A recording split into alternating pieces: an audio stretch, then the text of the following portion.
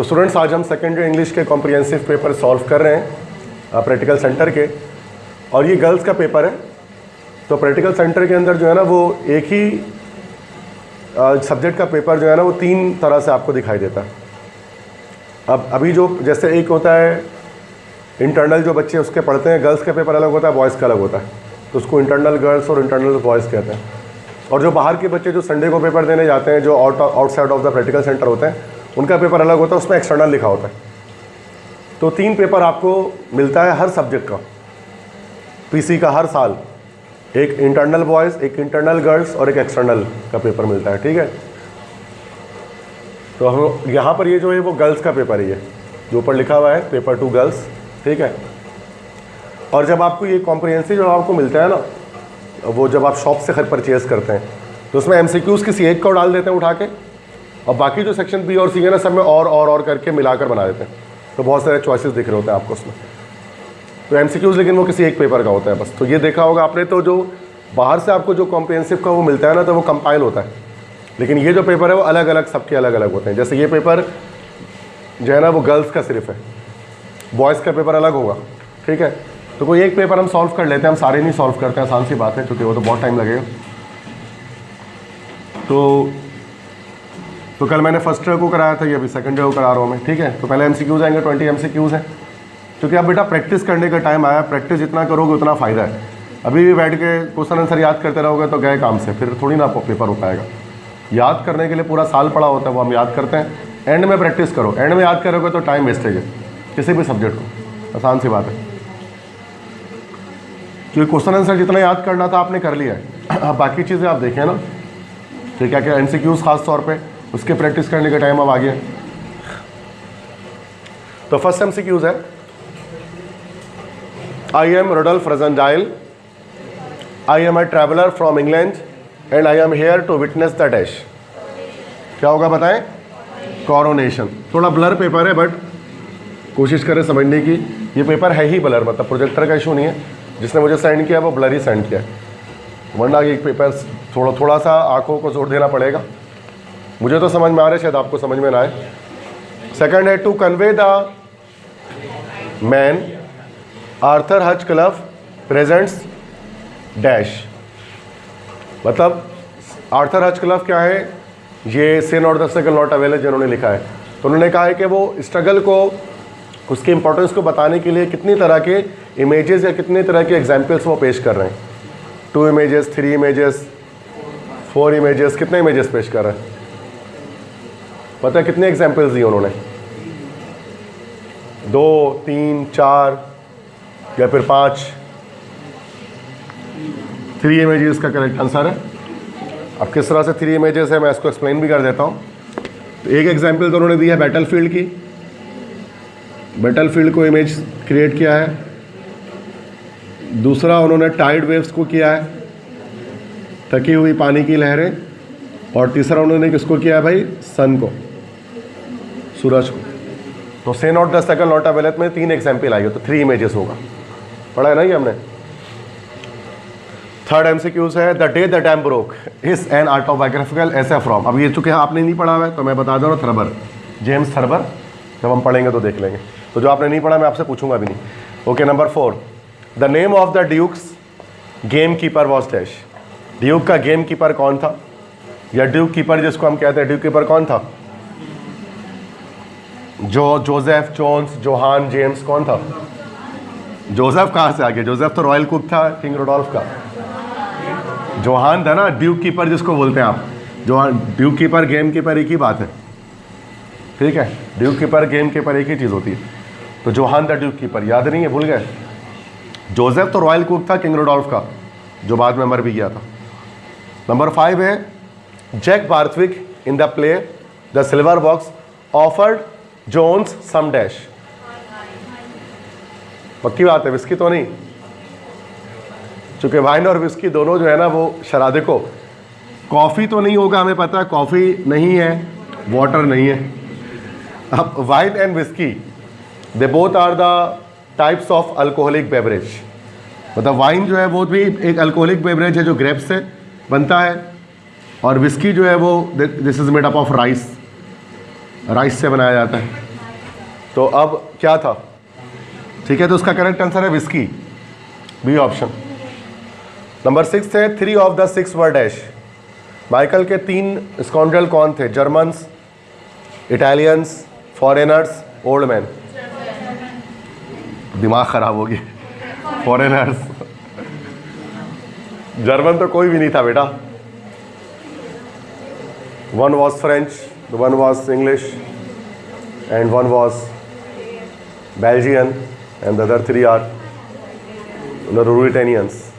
तो फॉरेनर्स हो गए ना, जर्मन तो कोई भी नहीं था उसमें से। रूरिटेनियंस आर नॉट जर्मन, अगरचे रूरिटेनिया की जो ऑफिशियल लैंग्वेज है, आ जाए वो जर्मनी है, जर्मन है, लेकिन they are not called Germans, वो जर्मन्स नहीं कहलाएंगे इस वजह से। समझ गए? ठीक है, आगे बढ़े।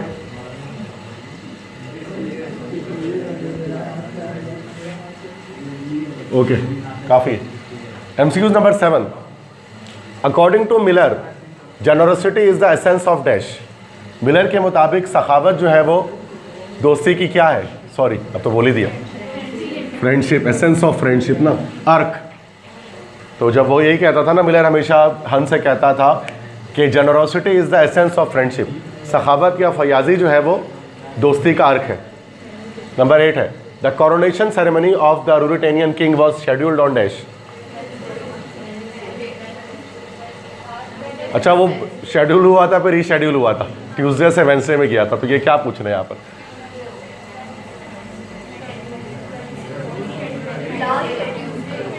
ट्यूसडे को रखा गया था लेकिन एक दिन पोस्टपोन करके वेंसडे कर दिया गया था ना।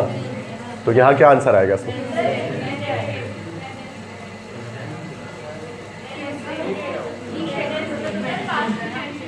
ट्यूसडे होगा। शेड्यूलिंग ट्यूसडे की थी, पोस्टपोन करके वेंसडे किया था। जो शेड्यूल किया गया था वो ट्यूसडे को किया गया था।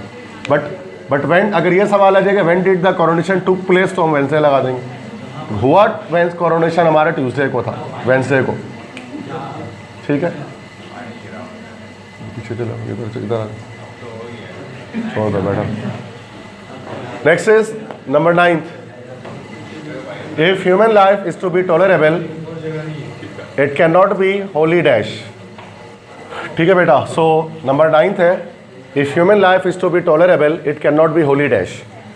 ये जो है ना वो रिफ्लेक्शंस ऑन द रीअवेकनिंग, इससे MCQs आया है कि अगर इंसानी ज़िंदगी को जीने के काबिल बनाना है तो उसको पूरी तरह से डैश नहीं करना चाहिए। अब क्या नहीं करना चाहिए पूरी तरह से? मिशनाइज्ड ना, it can not be wholly mechanised. Mechanised का मतलब पूरी तरह से उसको रोबोटिक नहीं करना चाहिए, अदरवाइज लाइफ में जाहिर सी बात है कि जो चार्म है वो ख़त्म हो जाएगा। तो उसमें philosophy, love, poetry, art, music ये सब होनी चाहिए। पढ़ा था ना हमने ये, तो ठीक है। नंबर 10 है king Elphberg was wounded by dash. King Rudolf Elphberg को किसने ज़ख्मी कर दिया था तलवार मार के? इन द एंड रिगार्ड नहीं किया था ना भाई, ज़ख्मी कर दिया था और फिजिशियन को किल कर दिया था। पढ़ा गया हमने, जेंडा है ना ये, जेंडा तो कंप्लीट किया है बेटा हमने। हाँ, जो चीज़ नहीं पढ़ाई थी मैंने वो डेढ़ टाइम पर रोके, उसका आंसर मैंने पूछा भी नहीं आपसे ना, आपको पता होगा। और उसका आंसर मैं उस वक्त बता रहा हूँ जब मुझे आवाज़ आ जा रही है क्लास से कोई एक भाई बच्चे की। मैं सबका इंतज़ार नहीं कर रहा हूँ, इतना टाइम लग जाएगा। अब सबको आए ना, एक भी बच्चा बता रहा है उसके मतलब कुछ तो मैंने पढ़ाया है तभी उस आंसर दे पा रहा है। नंबर 11 है according to Pope Alexander Pope, lines from an essay on man. पढ़ लेते हैं। तो ये हमारा जो है ना MCQ नंबर 14 जो है वो रिड्यूस सिलेबस के आउट है, और जबकि ऐसा होना नहीं चाहिए बोर्ड एग्जाम के अकॉर्डिंग में, ठीक है ना। सॉरी, MCQ नंबर 11, सॉरी, ये आउट है। According to Pope the extension of the world is similar to the bursting of dash. Pope के मुताबिक दुनिया का जो ख़त्म होना ऐसा ही है जैसे किस चीज़ का फट जाना, याद है, bubble. And now a bubble burst and now a world, ये था ना ये लाइन, ठीक है। नंबर 12 है at the time of freedom the number of Muslims lived in the sub continent में डैश। कितने थे? जोर से बोलें। 100 मिलियन थे ना, और 300 मिलियन हमारे पास हिंदू थे सब कॉन्टिनेंट में। Pakistan and the modern world से आई MCQ, ठीक है। 13 है our family does not need to do things, this remark is given to dash. ये हमारी फैमिली को, हमारे ख़ानदान वालों को, हमारे घर वालों को कुछ करने की ज़रूरत नहीं होती है। तो ये हाँ स्टार्टेड। तो हमारे ख़ानदान वालों को कुछ करने की नीड ही नहीं होती है। ये चैप्टर 1 में कहा था। यस, रजनडाइल ने किसको बोला था? अपनी भाभी को, लेडी रोज पार्लेसन को बोला था ना।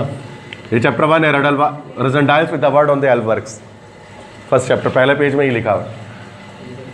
14th है, in his poem Shelley gives the example of violets, roses and dash. ये तो है रिड्यूस सिलेबस के अकॉर्डिंग है। Music when soft voices die, तो हो ही गया है। तो म्यूजिक की एग्जाम्पल दी है, ठीक है। पोम का नाम ही है ये, music when soft voices die. 15th है, the word pard in the 7 ages of man, दोबारा रिड्यूस का आ गया ये रिड्यूस हो चुका है। जो वर्ड पार्ड है 7 एजेस ऑफ मैन में, इसके क्या मतलब है? लायन तो है नहीं, तो लेपर्ड ही हो जाएगा। लायन भी हो सकता है।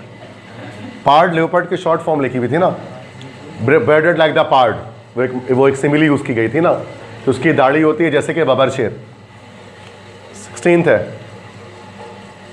तो वैसे ये लेपर्ड के मीनिंग में नहीं आता, ये बबर शेर के मीनिंग में आता, लाइन के मीनिंग में। गलत एमसीक्यू डाला गया इसमें। तो लेपर्ड जो है ना, उसकी दाढ़ी नहीं होती है, तेंदुए की दाढ़ी नहीं होती है, वो तो बबर शेर की होती है। तो बेडेड लाइक द पार्ट तभी तो आया है वो सिमिली। तो भाई हैरत है कि कुछ गलती आ रही है किसी के पेपर में, होता नहीं है ऐसा, अदरवाइज बहुत बार ही चेक किया जाता है उसको। चलो कोई बात नहीं, चलते आगे। नेक्स्ट है 16th है, English name of Odysseus is dash. अच्छा, ये जो है ना, ये रिड्यूस सिलेबस का ही है, तो ये बट काफ़ी एक डिफिकल्ट एमसीक्यूज डाला गया। लाइन्स फ्रॉम यूलिसिस का है ये। अब जैसे मैंने आपको बताया था ना बेटा कि ग्रीक्स और रोमन्स में जो है ना, वो नेम्स अलग अलग होते हैं गॉड्स के। जैसे बताया था कि ग्रीक्स कहते हैं ज़्यूस, रोमन्स कहते हैं जुपिटर। ग्रीक, अच्छा, जो ज़्यूस की वाइफ है उसको ग्रीक्स कहते हैं हेरा, जबकि उसको रोमन्स कहते हैं जूनो, JUNO, जूनो। इसी तरह से पोसाइडन कहते हैं ना गॉड ऑफ सी को ग्रीक्स, जबकि नेपचून कहते हैं कौन? ये रोमन्स उसको नेपचून कहते हैं, ठीक है। इसी तरह से जो है ना, हेडिस कहते हैं गॉड ऑफ अंडरवर्ल्ड को ग्रीक्स, जबकि उसको रोमन्स कहते हैं प्लूटो। बिल्कुल इसी तरह से बहुत सारे नेम्स में। इसी तरह से मोहब्बत की देवी को ग्रीक्स कहते हैं एफ्रोडाइटी, जबकि रोमन्स उसी को वीनस कहते हैं, वीनस। इसी तरह से गॉड ऑफ वॉर, जंग का देवता, ग्रीक्स में कहलाता था आर्स, ARES, आर्स, जबकि रोमन्स उसको कहा करते थे मार्स, MARS, मार्स। तो ये अगर आपकी हिस्ट्री थोड़ी सी अच्छी है ना, तो आपको पता है कि वो ग्रीक्स और रोमन्स के गॉड सेम है, लेकिन नाम अलग अलग है।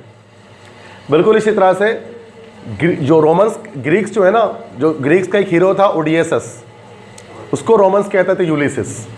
तो यूलिसिस जो है ना वो यूलिसिस जो है ना वो रोमन नेम है ओडियसस का। तो असल में ओडियसस जो है ना वो ग्रीक वर्ड है, जबकि इसी का इंग्लिश नेम या रोमन नेम जो हम कह सकते हैं वो यूलिसिस है। तो ये थोड़ा सा मुश्किल एमसीक्यूज डाला है, क्योंकि हिस्ट्री के तालिब इल्म ही जानेगा, हर कोई होना जानेगा। नंबर 17th है, आइंस्टाइन रिगार्डेड, तो ये आइंस्टाइन मतलब the world as I see it. Einstein regarded class differences as contrary to dash. Einstein समझते थे कि जो क्लास डिफरेंस है, मतलब छोटे बड़े का फ़र्क है, अमीर गरीब का फ़र्क है, ये खिलाफ है किसके? Audacity, justice, society, tribal system. Justice होगा, ये वर्ड है, लाइन है ये, एज कॉन्ट्रेरी टू। क्या Einstein regarded class differences, I करके था, I regard class difference as contrary to justice, कि मैं समझता हूँ कि जो छोटे बड़े का फ़र्क है, अमीर गरीब की तमीज़ होती है माशरे के अंदर, वो इंसाफ के बरखिलाफ़ है। तो ये आइंस्टाइन की एक फ़िलासफ़ी थी। नंबर 18th है, द सीक्रेट ऑफ इसराइली जज, दोबारा से रिड्यूस सिलेबस, ठीक है, आउट नहीं फॉलो हुआ है, सैमसन है ये, ठीक है, सैमसन भी आउट है। तो अब ये बहुत सारे बच्चे वीडियो देखेंगे ना तो वो परेशान हो जाएंगे, तो मैं उनको बता दूं कि ये पेपर में मिस्टेक हुई हुई है, रिड्यूस सिलेबस फॉलो नहीं है। द सीक्रेट ऑफ इसराइलिट जज स्ट्रेंथ ले इन हिज डैश, है आसान, क्या हो जाएगा? इसराइलिट जज मतलब सैमसन, उसके बालों में थी सारी ताकत। कर तो लेंगे, लेकिन एक बात गलत है ना, अब जिसने नहीं पढ़ा वो क्या करेगा बेचारा। हमने तो चलो पढ़ लिया था सैमसन, हम लोग को याद आ गया। अब जिसने पोम स्टार्ट ही नहीं की थी तो वो तो नहीं फॉलो करेगा ना, वो तो नहीं बता पाएगा इस चीज़ को, जिसने पढ़ा ही नहीं होगा। हमने गलती से पढ़ लिया, ये सब पढ़ना नहीं था हमें। चलो वो गलती काम आ रही है इस पेपर को सॉल्व करने के लिए। आगे बढ़े, 2 MCQs और देखते।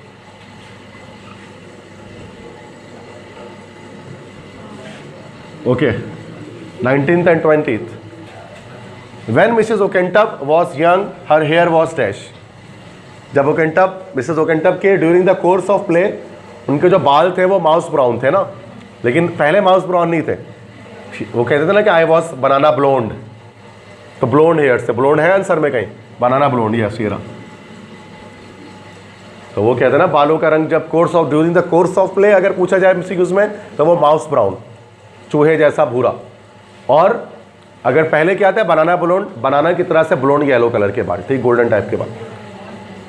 20 थॉमस कैंपियन, दोबारा से रिड्यूस सिलेबस फॉलो नहीं हुआ। Thomas Campion was a writer of the world sorry man of life upright, तो वो wrote the song the man of life upright. ये भी पढ़ा हुआ तो है शायद हमने man of life upright, but जाहिर सी बात है रिवीजन में नहीं है ना, तो भूल चुके होंगे आप, पता नहीं कौन सी बुक में ये, लेकिन पढ़ा है। क्लियर है, समझ में आ गई 20 MCQs। तो बेटा जो रिड्यूस सिलेबस वाले उसके परेशान नहीं हो, बाकी आपको आना चाहिए, मतलब रिड्यूस सिलेबस से जो आउट है, अगरचे वो सारे पोम्स हमारे पढ़े हुए जो रिड्यूस से आउट भी है। ठीक है, आगे बढ़ जाए। अब क्वेश्चन आंसर में पता नहीं क्या करेंगे, वो तो देखेंगे अभी सब सेक्शन 2 में। ओके, तो MCQs चैप्टर, अच्छा क्वेश्चन आंसर्स यहाँ पर ये तो प्रोज के 4 आराम से देखते हैं कि would the play ending has been more satisfied if the man had chosen not to kill Mrs ओकेंटप, मतलब क्या प्ले की एंडिंग ज़्यादा सेटिस्फाइड होती, ज़्यादा बेहतर होती अगर वो आदमी ओकेंटप को लास्ट में सीन में नहीं मारता। तो ये अगर उन्होंने आउट टाइप का एक पेपर दिया है क्वेश्चन, बट ये कमेंट वाला क्वेश्चन है जो आपके ओन वर्ड्स में आपको लिखना पड़ेगा कि आपको लगता है कि अगर वो आदमी एंड में नहीं मारता ओकेंटप को तो ज़्यादा बेहतर होता। ये एक सवाल है ना, वो कि was the man justified in killing Mrs ओकेंटप और नॉट, तो उसका आंसर लिख सकते हैं, चल जाएगा, अल्फाज तब्दील कर दिए। थर्ड है, सेकंड है, what factors does Einstein held responsible for the war करके कुछ है यहाँ पर, कन्फर्मेशन ऑफ वॉर, वही एटीट्यूड ऑफ वॉर, तो ये भी हो जाएगा आराम से, ये तो रट्टा लगा होता है ये सवाल। नेक्स्ट है, in an era dominated by science and machinery what threats does traditional culture face, ये नहीं पता नहीं कौन सा सवाल है, ये है रिफ्लेक्शंस का सवाल है असल में। ये वो साइंस एंड मशीनरी का कह रहे हैं ना कि वो किस तरह से वो ट्रेडिशनल कल्चर को ख़त्म कर देता है। ओन वर्ड में लिख सकते हैं बट छोड़ना चाहिए सवाल को कराए तो। नेक्स्ट है, according to Liaquat Ali Khan what responsibilities does our freedom place on us, ये हो जाएगा। फ्रीडम के बारे में सवाल है, तो 3 सवाल तो आराम से निकलते हैं यहाँ पे 10 ईयर के पास पेपर वाले। 10 ईयर के सवाल में हमेशा आपको पता ठीक कर देता हूँ मैं, जो 10 ईयर्स आउट है मैं उसको क्रॉस कर देता हूँ। मतलब ये नहीं कि ये हो नहीं पाएगा, नोट्स में नहीं मिलेगा, लेकिन हम 1000 सवाल थोड़े ना याद करते हैं यार, हम तो एक लिमिटेड अमाउंट ऑफ क्वेश्चन याद करते हैं ना। बाकी ओन वर्ड में लिखना है तो 1000 सवाल लिख सकते हैं, इंग्लिश अच्छी है तो मसला ही नहीं है सब चीज़ करने का, अगर आपने चैप्टर पढ़ा है तो ओन वर्ड में लिख दो। बट मैं अभी जो टिक कर रहा हूँ वो याद करने के हिसाब से कर रहा हूँ कि ये सवाल आपको याद होंगे वर्ड टू वर्ड। ठीक है, नेक्स्ट उसके बाद अब देखते हैं यहाँ पर क्या क्या मसला, तो यहाँ पर आएगा कि what parallels the Shakespeare draw. Okay, ये तो हमारा वो हो गया, द 7 एजेस ऑफ मैन हो गया, रिड्यूस सिलेबस आउट रहा। In music when short voices die, चलो ये हो जाएगा। कोई भी नल इसमें क्या कह रहे, व्हाई डज शैली conveys the idea that beauty, मतलब ब्यूटी के बारे में है कुछ बहुत ब्लर्स है, मतलब वो ब्यूटी के बारे में कुछ सवाल हो रहा है, ब्लर्स है इसलिए मुझे खास नहीं दिख रहा। नंबर 7 है, explain the statement that Ulysses represent the, ये यूलिसिस का सवाल ही आराम से हो जाएगा, 10 ईयर का सवाल ही नोट्स में मिल जाएगा, इंपॉर्टेंट क्वेश्चन है। Describe the 3 images when Arthur H club, okay examples ये हो जाएगा। तो ये रिड्यूस से डाला हुआ, ये पहला वाला नहीं हो पाएगा लेकिन, ठीक है। बाकी ये 3 आपको आने चाहिए। तो सवाल अभी भी निकल जा रहा है, इतना कोई मसला नहीं, 3 यहाँ से निकल गया, 3 यहाँ से निकल गया, 6 निकल गए, 4 और करना है, जबकि हमें निकालना जेंडा से 4 है, ये हमें पता है, जेंडा के 4 आ रहे होंगे। हु आर द 6, ऐसे ही हो जाएगा ये। Who are the 2 Rodolphe in the story, मतलब रोडोल्फ रोजेनडाइल और रोडोल्फ एल्फबर्ग, ये भी नोट्स का सवाल है। Why does Rassendyll discuss himself as Elphberg the 5th, उसने अपना बेस क्यों बदला या उसने क्यों बहाना बनाया रोडोल्फ बनने का, ये भी आपने मतलब इम्पर्सनेट करने के लिए ना उसको, किंग को, ये भी सवाल 10 ईयर का है। What was the new use of the tea table incident आ गया, तो मोस्ट इंटरेस्टिंग इवेंट भी कह सकते हैं उसको। तो 4 निकल जाते हैं यहाँ से, 4 निकालना नहीं है क्योंकि 2 करना है, क्योंकि 6 निकाला, एक यहाँ से हम यहाँ से 2 निकालते हैं, यहाँ से 2 निकालते हैं, यहाँ से 4 निकालते हैं और अगले से 2 निकालते हैं, ये बताया था ना मैंने आपको। अगर से यहाँ से 3-3 निकल रहे, बट क्या पता एक सवाल कोई और याद ना हो आपको, तो एक छोड़ सकते हैं, ईजिली आराम से पैटर्न हो जाएगा। अगर से रिड्यूस सिलेबस फॉलो नहीं हुआ है, ये सवाल गलत आया हुआ है यहाँ पे पहला वाला, इसको आना नहीं था, तो इसलिए और चॉइसेस बढ़ जाते हैं हमारे पास। ठीक है, क्लियर है, आगे बढ़े। नंबर उसके बाद हमारे पास ये ग्रामर पोर्शन है बेटा, फ्रेजल वर्ब होते हैं, उनको अपने सेंटेंस में यूज़ करना है, टू करना है सिर्फ, ठीक है। तो मैं आपको दिखा देता हूँ मीनिंग्स वगैरह सबके कितने। Apply for, my bike is applied for registration, my new bike is applied for registration, मतलब अप्लाई फॉर करना, किसी चीज़ के लिए अप्लाई करना। I have applied for this job, कुछ भी हो सकता है। आसान से छोटे छोटे जुमले। गेट रीड ऑफ, ये तो आसान, निजात हासिल करना। We should get rid of mosquitoes from our home, या Muslims Muslims wanted a separate homeland for them to get rid of the Hindu majority. बहुत सारे बना सकते हैं, मतलब जहन में मेरे इतने नहीं आ रहा होता है, लेकिन थोड़ी देर खड़ा रहूँगा तो 50-60 जुमले आ जाएंगे गेट रीड ऑफ के, आपको भी आ जाएंगे। मतलब निजात हासिल करना, ये तो पता है ना गेट रीड ऑफ का मतलब क्या होता है। फिगर आउट, फिगर आउट मतलब किसी चीज़ को पहचान लेना। I figure out the reality of my friend, ठीक है, तो मेरे अपने दोस्त की असलियत पहचान ले, कुछ भी इस तरह से हो सकता है। कम फॉरवर्ड, लेकर सामने आना। He came forward with a new plan, वो एक नए मंसूबे के साथ सामने आया। ये क्या लिखा है पता नहीं। गेट अवे, फरार हो जाना किसी चीज़ के साथ। The thief got away with money, चोर जो है वो पैसे के साथ फरार हो गया। Take off, the plane took off from runway, मतलब रवाना होना। क्लियर है? दो ही करना है, सारा नहीं करना। दो तो डफर से डफर बच्चा कर लेगा, दो का आंसर तो आता होगा आपको, भले आपकी इंग्लिश बिल्कुल डब्बा होगी, लेकिन आपको दो आता होगा, है ना भाई। दम घटिया इंग्लिश होगी आपकी, बट दो कर लेंगे। सही बात है ना भाई, बहुत आसान होता है ये। हाँ, जिसकी इंग्लिश अच्छी है वो सारा कर लेगा, बट करना ओनली 2 है, तो कोई परेशानी की बात नहीं है। 10 ईयर के कर लो, बहुत हो जाता है, ठीक है, बहुत है 10 ईयर कर लो तो। ये नहीं कि बैठ के इंटरनेट से निकाल के 1000 इडियम याद कर रहे हैं, फजूल का काम ही, ठीक है, ऐसा नहीं करना है। नेक्स्ट है, use any 2 of the following bye pair of words है। होमोफोन्स है। होमोफोन में अच्छा ब्लॉक, ये बड़ा मुश्किल वाला दे दिया है। एक देखो, एक BLOC ब्लॉक है और एक BLOC के ब्लॉक है।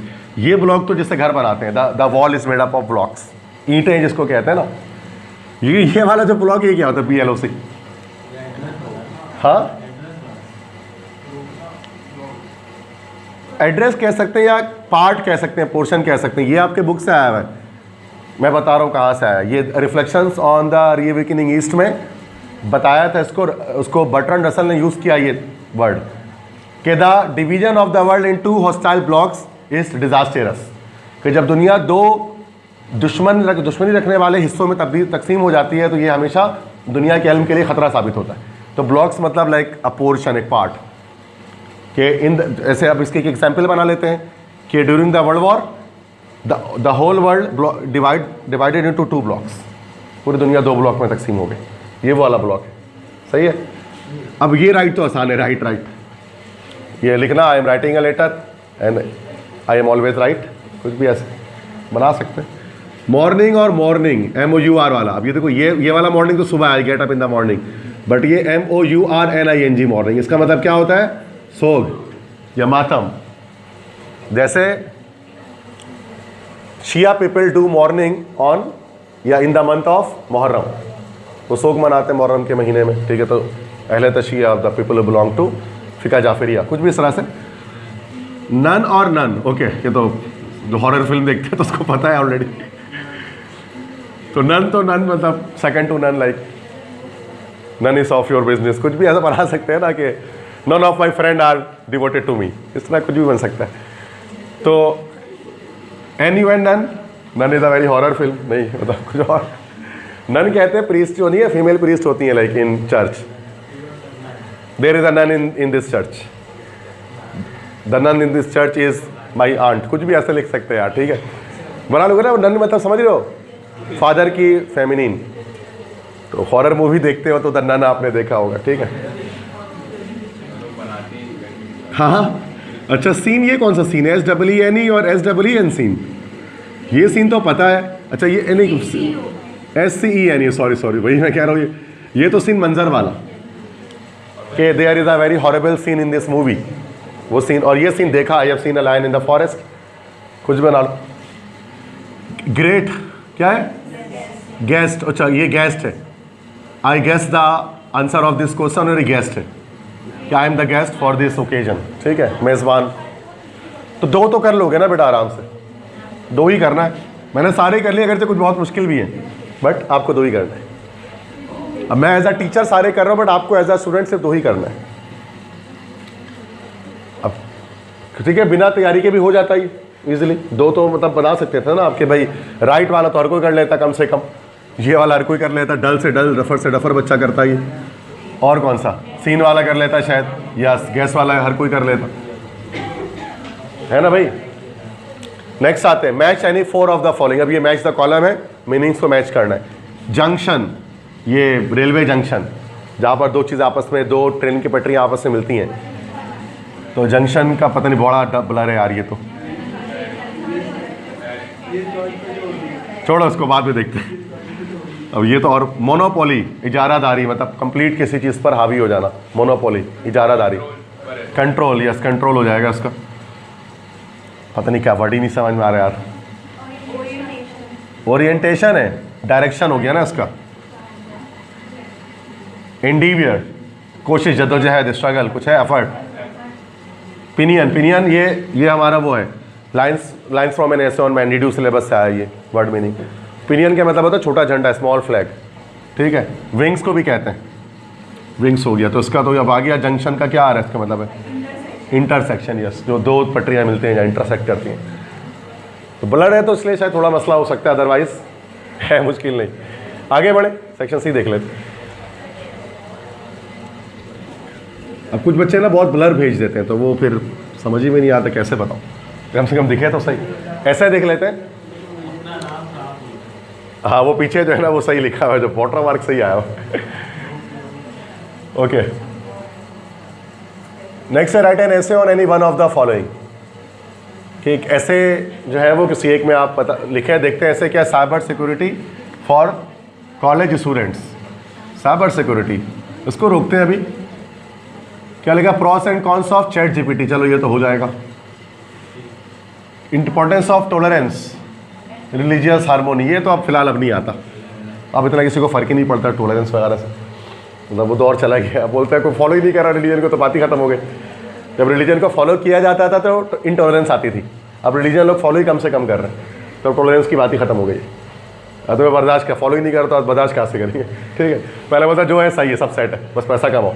अब दौर तब्दील हो गया ना, तो टॉलरेंस वाली बात अब खत्म हो गई है। पहले होता था कि भाई शिया सुन्नी फड्डा कर रहे हैं आपस में, तो फला फड्डा, अब कोई फड्डा नहीं करता, बोलता है बस पैसा आ रहा है, सही है, काफ़ी है। तो टॉलरेंस वाली बात अब नहीं है, ठीक है। तो अब ये नहीं आएगा थर्ड वाला, मेरे लिहाज से इंपॉर्टेंट नहीं है टॉलरेंस, ठीक है। अच्छा, अब इसका मतलब ये तो है, चैट जीपीटी आ रहा है। साइबर सिक्योरिटी देख रहा हूँ अक्सर, मैंने देखा कॉलेजेस में आ तो रहा है। साइबर सिक्योरिटी से मुराद लाइक जो हैकिंग वगैरह होती है चीज़ें ना, हैकिंग हो जाती है और फिर से फ्रॉड वगैरह होता है ऑनलाइन के थ्रू, तो उसके हवाले से तो मैं देखता हूँ, क्या पता मैं आपको ये ऐसे याद करवा दूँ, क्योंकि एक ऐसा दौर करना है ना चैंपियंस ट्रॉफी के अलावा, तो क्या पता करें। तो वैसे ये नहीं करेंगे, तो ये अच्छा सेकंड ऐसा तो हो रहा है हमारा चैट जीपीटी, लेकिन ज़रूरी नहीं है ना, रिस्क बंदा हमेशा हटा के रखे अपना। तो इसलिए मैं कॉलेजेस के पेपर सॉल्व करता हूँ कि हम देखें कि कौन से ऐसे आ सकते हैं, कौन से नहीं। स्केच क्या दिया हुआ है, ओह भाई लो बेटा यहाँ फंस गया ना, ये देखो यार ये फंसा दिया इसने, 10 नंबर फंसा दिया पूरा आपका। ये एंटनी टिमोमैन स्केच आ गया, जबकि स्केच आना है रजनटाइल पर आना है और ब्लैक माइकल पे आना है, मोबाइल पे नहीं आना है, ठीक है। तो ये इंपॉर्टेंट नहीं है, इस चक्कर में हम मोबाइल याद नहीं करेंगे। अब ऐसे चक्कर में तो, ऐसे टेंशन में तो सारा याद करना पड़ जाएगा। तो बोलेगा सेप्ट याद करो, फ्लिट्स याद करो, बैठ के याद करते रहेंगे सब। क्या हाँ आ गया तो कर लो है, मुझे कौन, मुझे तो बोल के चले जा रहा है, कर लो, बल्कि सेप्ट और फ्लिट्स भी कर लो, ठीक है। आगे बढ़ो, मुझे बोल के क्या करना है, आ गया तो करके तो बहुत कुछ है, तो पूरी किताब याद करो, फिर इंग्लिश अच्छी करो, फिर खुद से लिखो, बात खत्म हो गई। रट्टा मारने के लिए बेटा लिमिटेड ही रट्टा मार सकते हैं हम, हर चीज़ याद नहीं कर सकते। कहने को आसान है, जब याद करने बैठेंगे तो 10 हेडिंग होगी, 8 हेडिंग होगी, सुबह से रात हो जाएगी। ऐसे ही होगा ना भाई, खुद से लिखेंगे तो उल्टा लिखेंगे। बेहतर है कि रजनडाइल और ब्लैक माइकल उसको अच्छे से याद कर लो, ये 2 याद कर लो। मोबैन आउट आया भाई ये, ठीक है। और कभी हमेशा मेन कैरेक्टर सारे होते हैं, ये शॉर्ट कैरेक्टर है मोबैन का। और उन्होंने तो वैसे भी रिड्यूस सिलेबस फॉलो नहीं किया, तो वहाँ तो पहले वो मिस्टेक कर चुका है पेपर में, तो यहाँ भी मिस्टेक आ रही। समरी हम नहीं लिखते कभी भी, ठीक है, हमें करना तो यही करना है। नेक्स्ट है change the narration. You said to him what a strange story you are telling us today. चलो उसको क्या करें, अच्छा डायरेक्ट सॉल्व कर लो बिना लिखे, वर्बली सॉल्व कर लो उसको, वर्बली सॉल्व करो, ठीक है। वॉट आया, लास्ट में क्वेश्चन मार्क है, सॉरी साइन ऑफ एक्सक्लेमेशन है, तो हमारा ये हो गया बेटा एक्सक्लेमेटरी।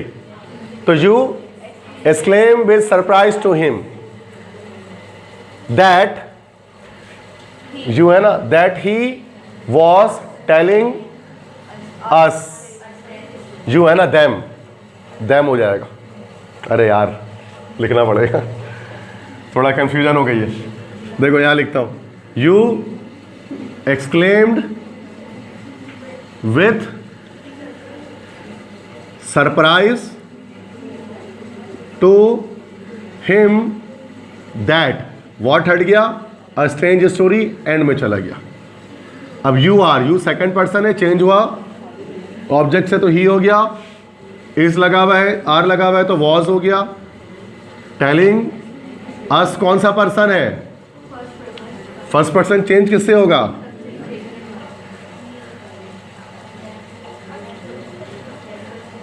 तो यू लगा हुआ है ना, तो यू लिख देंगे। ही वॉज टेलिंग, चूंकि यू जो है ना बेटा सिंगुलर भी होता है और प्लूरल भी होता है, तो कोई भी मायने में आ सकता है, तो ऐसा परेशान नहीं होना है। ही वॉज टेलिंग, देम नहीं लगाएंगे, यू ही लिख देते हैं। और टुडे का क्या हो जाएगा,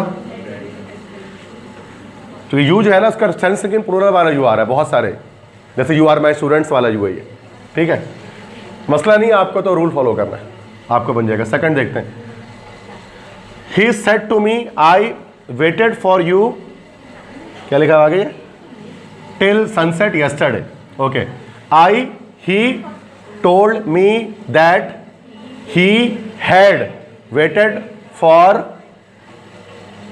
मी till sunset the last day, सही है, जब तक प्रीवियस डे हो जाएगा। लिखो तो नहीं मैं इसको, कोई मसला नहीं बेटा, मसला होगा मैं लिखूंगा आपके बोलने से पहले, जैसे यहां मैंने लिख दिया। थर्ड है, good night mister Riaz, Ahmed said I am going to bedroom. अब ये मुश्किल आ गया, देखो ग्रेटेड वाला है, ठीक है। Good night mister Riaz, Ahmed said, ये हो जाएगा Ahmed greeted mister Riaz and said that he was going to bed then. तो बेटा देख लो, इस तरह से अगर आया तो इस तरह करेंगे कि गुड नाइट है, गुड मॉर्निंग है, गुड नाइट है। गुड नाइट में ग्रीटेड थोड़ी ना आता है, गुड नाइट में आता है बेड मिस्टर रियाज, गुड मॉर्निंग में आता है ग्रीटेड, ये डिफिकल्ट है, ठीक है। नंबर थर्ड, तो मसला, तो ये अबव, मतलब ये जो लेवल है ना, ये एवरेज से थोड़ा ऊपर का पेपर है, ये हार्ड नहीं बोलेंगे बट एवरेज से थोड़ा ऊपर है। ये हार्ड पेपर तो बहुत टफ होता है, वो भी मैं कभी आपको दिखाऊंगा। नंबर फोर्थ, लेकिन इसको हम, लेकिन पेपर में आता है एवरेज, अबव एवरेज भी नहीं आता, ये अबव एवरेज पेपर है, ठीक है। हार्ड तो बिल्कुल ही नहीं आता पेपर में, बोर्ड में। नंबर फोर्थ है, she said to the shopkeeper will you give me the tea of the best quality, हो गया। तो ये तो बेटा नॉर्मल इंटरोगेटिव है, और कौन सा वाला है, कन्फर्मेटिव है। She asks the shopkeeper if he would give her the tea of the best quality, हो गया, फुल स्टॉप हो जाएगा ना, ये लिखो तो नहीं। Number 5, the mother said to her boy where have you been all the afternoon, okay, interrogative लेकिन informative, sorry confirmative. The mother asked her boy where he had been all the afternoon, full stop हो जाएगा। बस ये दो थे ना, ये थोड़े कंफ्यूज कर रहे थे, बाकी आसान है। आगे बढ़े, और मसला पूछना किसी को नरेशन, जिस तरह बहुत सारे कॉलेज के नरेशन सॉल्व करो, देखो क्या क्या आ रहा है, यानी कि जो मैंने कराया वो करो, एक्स्ट्रा भी करो ना, ताकि माइंड में तो आए ना कि कैसा कैसा आ रहा है, वरना मैं तो अपने जानते हैं, मैं अपने नॉलेज से कुछ आपको बता देता हूँ। अब न्यू भी आपको देखो अलग अलग तरह के मिल रहे होते हैं, तो प्रैक्टिस होगी तो क्या होगा, फ़ायदा होगा। लास्ट क्वेश्चन देखते हैं, पैसेज होगा ये, ऊपर करें। अब देखो जो पैसेज है बेटा, वो आपको पता है सीन पैसेज आता है, कल भी सीन पैसेज आया हुआ था। अच्छा, कल जो पैसेज आया हुआ था वो हमारा था बड़ा छोटा सा, वो ना, वो like from the silver box से था। ये वो पैसेज है जो ज़्यादा इंपॉर्टेंट है, जो मैं हर बार बोलता हूँ। ये पैसेज आया हुआ है डबल लेदर सीट से, पहली लाइन से पता लग रहा है मुझे तो। The fairest thing we can experience is the mysterious, last paragraph of the world leather seat, जिसमें वो अपने रिलीजियस व्यूज़ को बता रहा है आइंस्टाइन। कि सबसे प्यारी चीज़ जो हम तजुर्बा कर सकते हैं वो पुरस्कारियत है, मिस्टीरियस है। यही वो मिस्ट्री जो है, यही वो एक बुनियादी इमोशन है, जज्बा है जो खड़ा है किसमें, द क्रेडल, दहलीज पर, सच्चे साइंस और सच्चे आर्ट की दहलीज पर खड़ा है।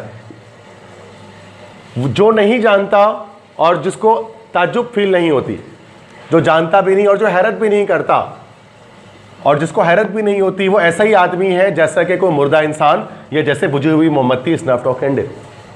मतलब एक इंसान जिसको हैरत ही फील नहीं होती, कुदरत के मज़ाहिर को देखता है और वो हैरत में नहीं आता, उसको अमेजमेंट फील नहीं होती, वो ऐसे ही आदमी है जैसे कि कोई मरा हुआ आदमी या एक बुझा हुआ मोमबत्ती। यही, और ये पुरस्कारियत ही थी जिसने मज़हब को शुरू किया। मज़हब जो रिलीजन है वो स्टार्ट ही किस वजह से हुआ, पुरस्कारियत से हुआ, मिस्ट्री से हुआ। कि जब इंसान किसी एक चीज़ की नेचर के बारे में नहीं जान सका तो उसने गॉड टाइप कैरेक्टरिस्टिक के साथ उस चीज़ को जोड़ दिया।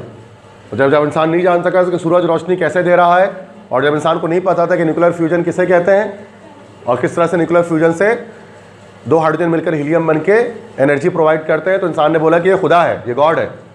तो हिस्ट्री जो है ना, गॉड की इस तरह से एक्सप्लेन करती है कि जब इंसान को जवाब नहीं पता था चीज़ों का तो उसने उस चीज़ को खुदा से, गॉड से जोड़ दिया। बट मज़हब इस चीज़ के खिलाफ है। मज़हब कहते हैं कि ये बात दुरुस्त नहीं है। यह मैंने पूरी डिटेल में बताई भी अब आपको ये बात, ठीक है। चूँकि ये कौन थे बेटा, डीस्ट थे। डीस्ट मतलब लाइक नेचुरलिस्ट थे। तो नेचुरलिस्ट थे तो वो नेचर वाली ही बात इसके अंदर कर रहे हैं, नेचरी जो बात करते हैं। किसी भी ऐसी चीज़, knowledge of existence of something, किसी चीज़ के मौजूदगी का इल्म जिसको हम ज़्यादा गहराई से नहीं जान पाते और जिसका इजहार होता है हमारी अकल में कहीं ना कहीं, और दुनिया की इस खूबसूरती में जिस फितरत का इजहार हो रहा होता है, which can be only accessible our reason in the most elementary form, और जो हमारी समझ में आती है बुनियादी तरीक़ों से। It is this knowledge and this emotion that constitute the truly religious attitude. यही वो इल्म है, यही वो जज्बा है जो हमारे अंदर प्योरली एक सच्चा, एक मजहबी रवैया हमारे अंदर डालता है।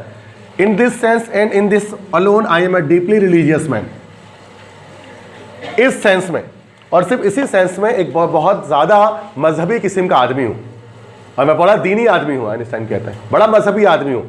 क्यों? चूँकि मैं नेचर को समझता हूँ, और मेरे नज़दीक नेचर को समझना ही मजहब है, और नेचर ही गॉड है। वो नेचुरलिस्ट का पूरा फिनोमिना जो मैंने बताया, जो इस्लाम से तसादुम है, हमारे मजहब से तसादुम बात है ये, ठीक है। तो ये तो मैंने बड़ी डिटेल में आपको बता दिया था क्या है, ठीक है। लास्ट पैराग्राफ है ये, जिसमें वो अपना रिलीजियस एटीट्यूड शो कर रहे हैं। तो पैसेज बड़ा मुश्किल है ये, मतलब, लेकिन चूँकि सीन पैसेज है तो हमें पता है, ये अनसीन आएगा ना तो पाँव के नीचे ज़मीन निकल जाएगी इसको पढ़ने में कि क्या लिखा हुआ है। लेकिन चूँकि हमें इस चैप्टर का पता है, उनके आइडियाज़ का पता है, तो इतना मुश्किल नहीं आएगा। तो जब भी पैसेज आ जाए बेटा क्या करें, पढ़ें ठीक से। फजूल बच्चों की तरह नहीं करें कि आगे यहाँ पर आगे पहले सवाल पढ़ रहे हैं, फिर ऊपर जवाब ढूंढ रहे हैं कि इधर से उधर तक। सवाल पढ़ो, पहले आप पैसेज को ठीक से पढ़ो, उसके बाद आप क्वेश्चंस की तरफ आओ। दुनिया में हर बंदा ऐसे ही पैसेज सॉल्व करता है, अक्लमंद आदमी। बेवकूफ़ बच्चे करते हैं, पहले सवाल पढ़ते हैं, पाकिस्तानी हमारे पहले सवाल पढ़ेंगे फिर जाकर ढूंढते हैं। अभी ये कौन सा तरीका है कि सवाल, सर हमने तो स्कूल में ऐसे ही सीखा था, ऐसे करते हैं पैसेज। गलत तरीका है, पहले पैसेज को पढ़ना चाहिए, then you have to read the, otherwise you will commit big mistakes, ठीक है। स्टार्ट करते हैं। पहला, what role does the experience of mystery play in the creation of true art, science and religion. मतलब कौन सा किरदार अदा करता है जो वंडर है, एक्सपीरियंस ऑफ वंडर है, हैरत है, वो किस तरह से, एक्सपीरियंस ऑफ मिस्ट्री, हैरत के जो तजुर्बा है वो किस तरह से क्रिएट करता है सच्चे साइंस को और रिलीजन को। अभी तो ये तो उसका आंसर आपको शुरू में मिल जाएगा, ठीक है। अच्छा, मैं अभी इसका आंसर लगा नहीं रहा, एंड में लगाऊंगा, ठीक है। सारे आंसर एंड में लगाऊंगा निशान में, पहले सवाल पढ़ दो। दूसरा, how does the author describe the connection between the experience of wonder and a persons religious attitude. ये आखिरी में मिल जाएगा इसके सवाल का जवाब, ठीक है। जो उसमें बता रहे हैं कि किस तरह से जो बंदा पुरस्कारियत फील करता है उसके अंदर रिलीजियस एटीट्यूड आता है, कि जब वो जानने की कोशिश करता है मुख्तलिफ चीज़ों के बारे में जो वो नहीं जानता है, ठीक है। तो ये भी निशान लगा दूंगा मैं, आखिरी में मिलेगा इसका answer. Third, what does the author mean by saying that a person who can not no longer amazement is a good as dead as snapped out. ये बीच में मिलेगा आपको, टूड और स्नफ्ड ऑफ कैंडल वाली बात, यहाँ पे मैं निशान लगा दूंगा उसको। अब सारे हो गए, अब कुछ नहीं। अब यकीनन ये 2 सवाल ऐसे होंगे जिसका ताल्लुक पैसेज से नहीं होगा, जो कि पैसेज पूरा हम लिखने वाले हैं अब इसमें। ये तीनों सवाल से मिलकर पूरा पैसेज हो जाएगा हमारा। चौथा सवाल यकीनन पैसेज से रिलेटेड नहीं होगा। Give the meaning of the underline word in the sequence, meaning देना अंडरलाइन वर्ड का। अब ये इसके लिए मैंने आपको बताया था कि 3 चैप्टर्स हैं, इनका PDF भी मैं आपको प्रोवाइड कर दूंगा 3 चैप्टर्स का, जिनके मीनिंग्स इसके अंदर होती हैं। तो अगर आप जाहिर सी बात है उसको रट्टा मार लोगे तो निकल जाएगा। मिस्टीरियस, पूरा सरारियत, तो क्या बोल सकते हैं मिस्ट्री को, क्या बोल सकते हैं? सीक्रेट कह सकते हैं, सीक्रेसी कह सकते हैं, सीक्रेट, राज, एक ही बात। मतलब ज़रूरी नहीं है कि एक सिनोनियम हो, एक वर्ड के 50 सिनोनियम होते हैं। आप किसी भी एक नियरेस्ट तक पहुँचो, नंबर मिल जाएगा आपको। ये नहीं कि सर मेरे सामने वाले ने तो ये लिखा है मैं ये लिख रहा हूँ, अरे कुछ भी लिख दो भाई। एक वर्ड के 100 सिनोनियम होते हैं, 50 सिनोनियम होते हैं। आप जाओ गूगल करो synonym of this word, 50 word दे देगा आपको। कोई एक भी वर्ड भी लिख दो तो सही है वो। एक वर्ड, दुनिया कोई इंसान नहीं है जो एग्जैक्ट एक ही सिनोनियम लिखे, सिर्फ हर बंदा अलग लिखेगा। स्नफ्ड आउट, बुझा हुआ, बुझा हुआ मतलब ब्लोन आउट या ब्लोन आउट, जो बुझा हुआ हो, ठीक है। या स्नफ्ड आउट का ज़्यादा अच्छा वर्ड, इससे ज़्यादा अच्छा लग रहा है एक्सटिंग्विश्ड, ये ज़्यादा अच्छा है, एक्सटिंग्विश्ड, बुझा हुआ, स्नफ्ड आउट, ठीक है। और कहाँ पर निशान लगा हुआ है? बस 2 ही में लगा हुआ है क्या? अंडरलाइन, तो बस हो गया। नेक्स्ट क्वेश्चन 5 है, what is the name of the author and the article from which this passage is taken. Okay, author का नाम तो सिंपल हो गया हमारे पास, आइंस्टाइन, और चैप्टर का नाम है the world as a seed.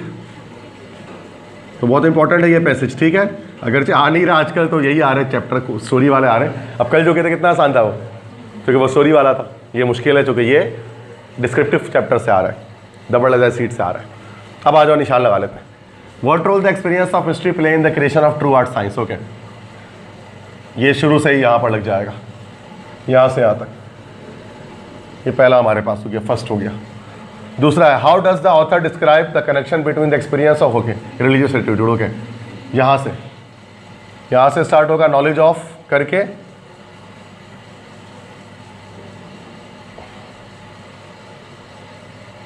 Truly religious attitude. Okay, यहाँ तक हो जाएगा जी, ये दूसरे का आंसर हो गया। आगे नहीं बताने कि वो आइंस्टाइन क्या सोचता है अपने बारे में। थर्ड है, why does the author mean by saying that a person who can snuff out candle वाला ना, यहाँ से ये तीसरे का हो गया। तो ये तीनों सवाल हो गए, बाकी ये आपके मीनिंग हो गई। तो ये आपका चैप्टर का नाम होता है और ऑथर। तो पैसेज में तो थोड़ा टाइम लगता है बेटा, ये 1 मिनट में नहीं होता है, इसमें टाइम लगाना पड़ता है। जैसे मैंने कितना टाइम लगाया, इसको रीड भी किया, फिर पढ़ा, फिर निशान लगाया, बाकी चीज़ें देखी, तो मसला